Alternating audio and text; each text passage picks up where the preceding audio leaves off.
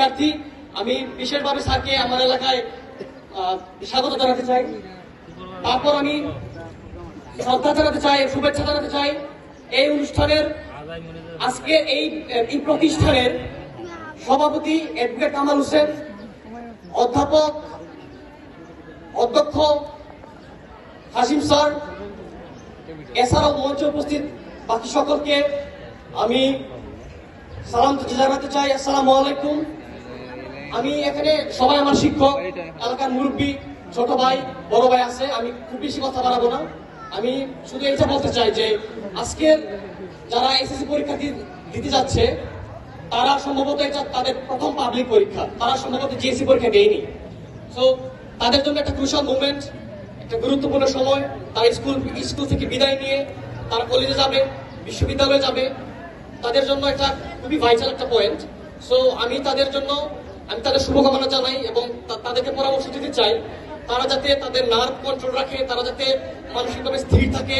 শুধু দেখা গেছে খুব বেশি পড়ালেখা করতে গিয়ে অনেকে অসুস্থ হয়ে যায় পরীক্ষার আগে। তো পরীক্ষার আগে অসুস্থ হওয়া যাবে না, এটা খুবই গুরুত্বপূর্ণ। পরীক্ষার সময় সুস্থ সবল থাকাটা গুরুত্বপূর্ণ। সো আমি চাবো তোমরা নিজেদের ফিজিক্যাল এবং মেন্টাল হেলথের দিকে গুরুত্ব দিবা।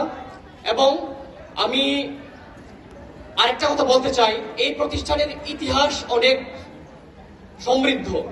এই প্রতিষ্ঠান থেকে ঢাকা বিশ্ববিদ্যালয়, বুয়েট, জাহাঙ্গীরনগর বিশ্ববিদ্যালয়, শাহজালাল বিশ্ববিদ্যালয়, নোয়াখালী বিজ্ঞান ও প্রযুক্তি বিশ্ববিদ্যালয়, মেডিকেল, রাজশাহী বিশ্ববিদ্যালয়, প্রত্যেকটা বাংলাদেশের যে পাবলিক বিশ্ববিদ্যালয়গুলো আছে, পাবলিক মেডিকেল গুলো আছে, ইঞ্জিনিয়ারিং বিশ্ববিদ্যালয়গুলো আছে, জাতীয় বিশ্ববিদ্যালয়গুলো আছে, প্রত্যেকটা জায়গায় এবং এমনকি বিদেশে, কানাডা, আমেরিকা, ইউরোপের বিভিন্ন দেশে এই প্রতিষ্ঠানের শিক্ষার্থীরা খুবই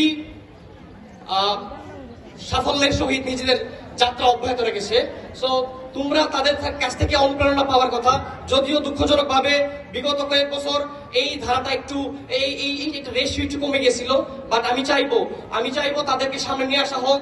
আমি চাইবো যারা এই এলাকার কৃতি সন্তান, যারা এই এলাকার অনুপ্রেরণামূলক, যারা এলাকার জন্য ভালো কিছু করতে পারে, যারা পরামর্শ দিতে পারে, তাদেরকে সামনে নিয়ে আসা হোক, যাতে এই স্কুলের বর্তমান শিক্ষার্থীরা অনুপ্রেরণা পায় তাদের পরবর্তী জীবনে।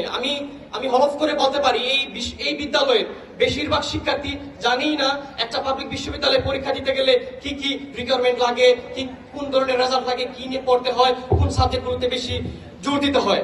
সো এইটা খুবই গুরুত্বপূর্ণ, কারণ আমার এলাকার একটা প্রতিষ্ঠান, একটা ঐতিহ্যবাহী প্রতিষ্ঠানের শিক্ষার্থীরা এতটা আনকরা থাকার কথা না, কিন্তু বিভিন্ন কারণে, বিভিন্ন রাজনৈতিক, পারিপার্শ্বিক, সামাজিক কারণে হয়তো সেটা হয়ে ওঠেনি। ইনশাআল্লাহ অ্যাডভোকেট কামাল হোসেনের নেতৃত্বে সেটা পুনরুদ্ধার হবে। এই স্কুলের সমৃদ্ধি, এই স্কুলের গর্ব সবকিছু পুনরুদ্ধারিত হবে। এ বলে আমি আমার সংক্ষিপ্ত বক্তব্য এখানে শেষ করছি। আসসালামু আলাইকুম। অসংখ্য ধন্যবাদ।